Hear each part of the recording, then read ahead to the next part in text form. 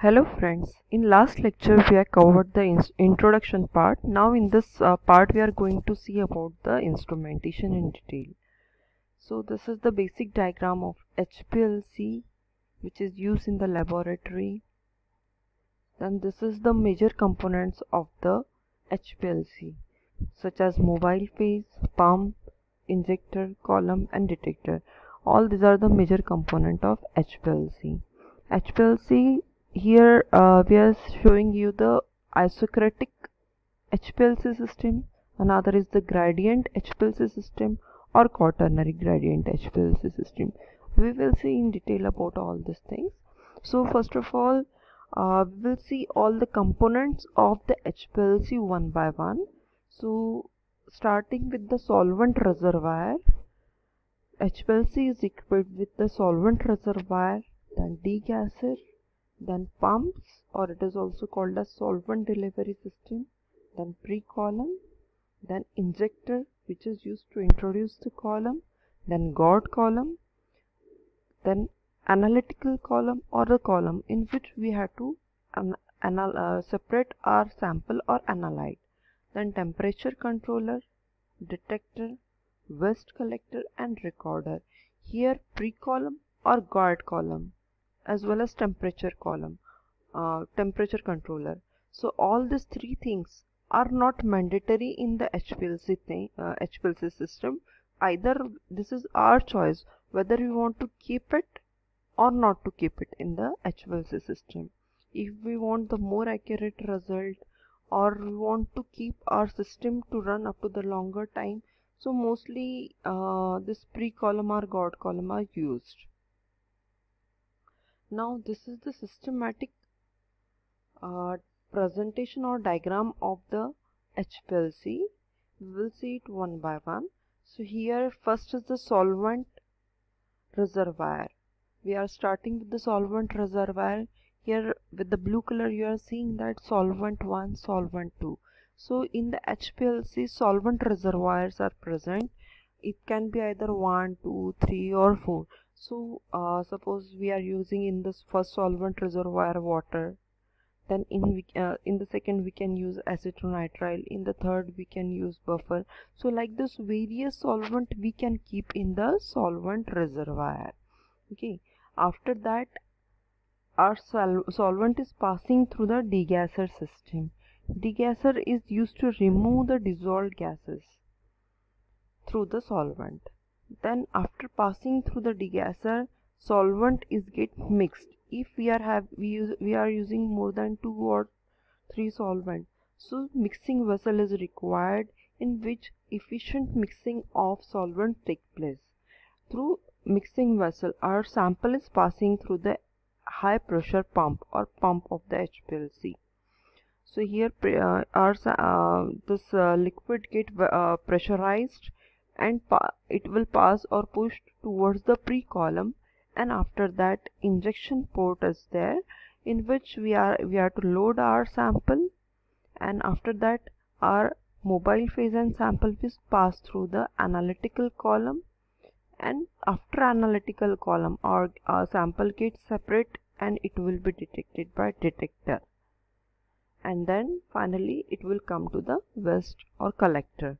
So this is the schematic diagram of HPLC. This we all have to keep in mind properly, and we have to practice also for the drawing of it. Now we are starting one by one with the HPLC instrumentation. First is the mobile phase reservoir and solvent treatment system. So solvent reservoir, the solvent reservoir stores the solvent or mobile phase to supply to the column if it is necessary. The solvent is pumped to the column in a specific flow rate. The mobile phase solvent reservoir consists of glass or stainless steel which has the varying capacity from 200 to 1000 ml and which is equipped with a degasser that interfere. Degasser is used to remove the bubbles from the column or from the mobile phase. Then this bubble can cause spreading or it can hamper the performance of detector. That's why it is equipped with the degasser. Then next is the degasser. We can see in detail about it. So here in modern HPLC system, we are equipped with degasser, or it can be equipped with the instrument by default. The role of degasser is to remove dissolved gases from the mobile phase which are present to begin with mobile phase or are produced by mixing of mobile phases. Even though it is recommended to filter and degas the mobile phase before use, an online degasser is still used.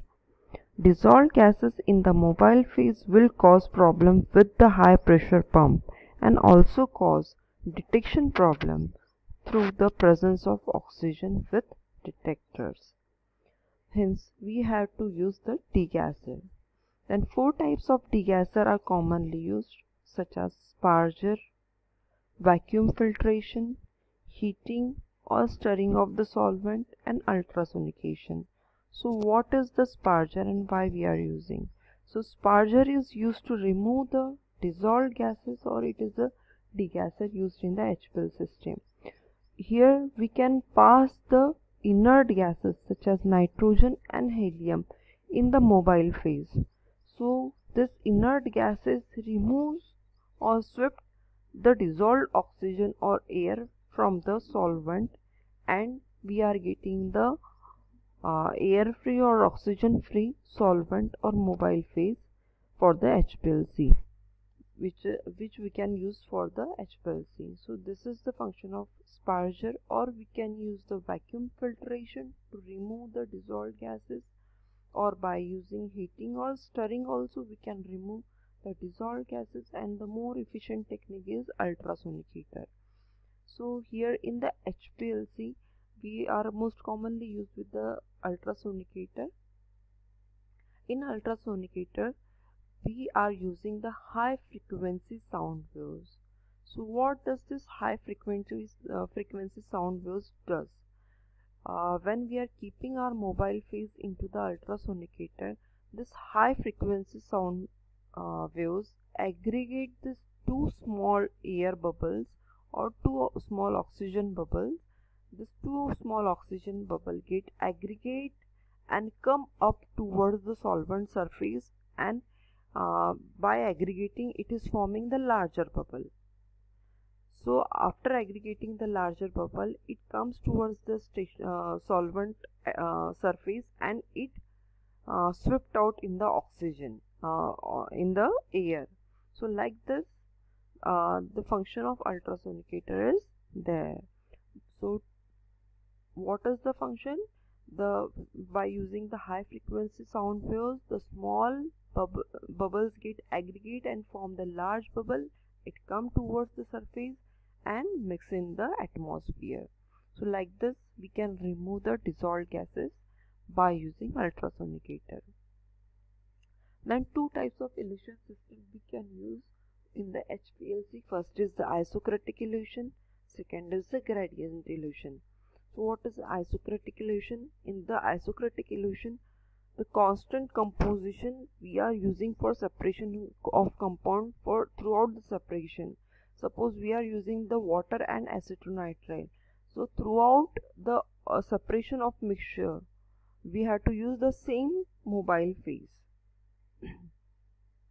In the gradient system, we can change the composition. Suppose water and acetonitrile we are using 50-50 in the isocratic elution.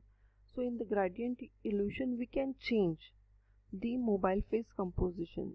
Suppose we are starting water by 10 and acetonitrile by 90 ml.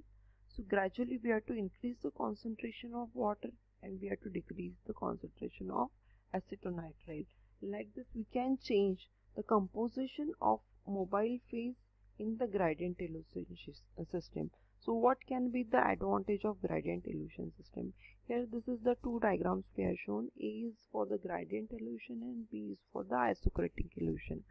In the A diagram we are seeing that we was having the mixture of 10 compounds or analytes.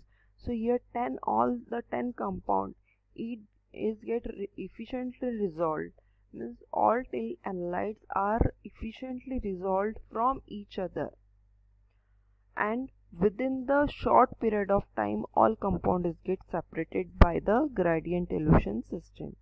But in the second diagram we are seeing that 1 to 8 component or analyte, it is separated within the 7 to 8 minutes, but it is not fully resolved. Separation is happened, but resolution is not happened. And 9th and 10th compound is requiring the 30 minutes to separate, means this is not a proper separation. So this is the advantage of gradient elution system. Within a short period of time we can separate more efficiently all the components rather than the isocratic elution. Then next is pump. So what is pump?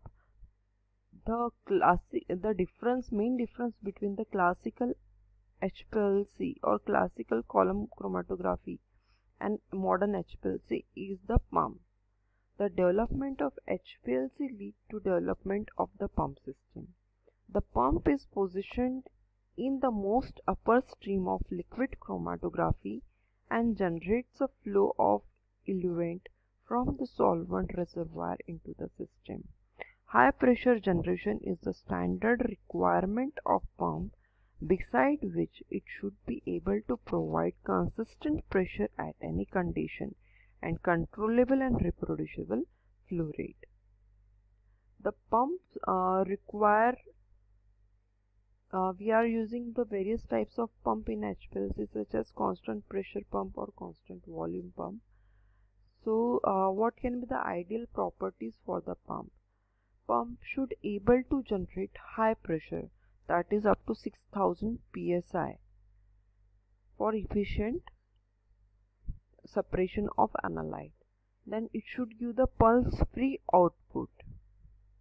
We do not require the pulsating flow because it can hamper our separation. Then accurate control of flow is required. Then we require the corrosion resistant stainless steel or Teflon material for the pump. And we should maintain, most important is we should able to maintain the flow rate from 0.1 to 10 ml per minute in the HPLC if you want to run the HPLC. So now we will see in detail about the pumps. Here three types of pumps we are using. First is the reciprocating pump, second is the syringe pump, or it is called as displacement pump, and third is the pneumatic pump.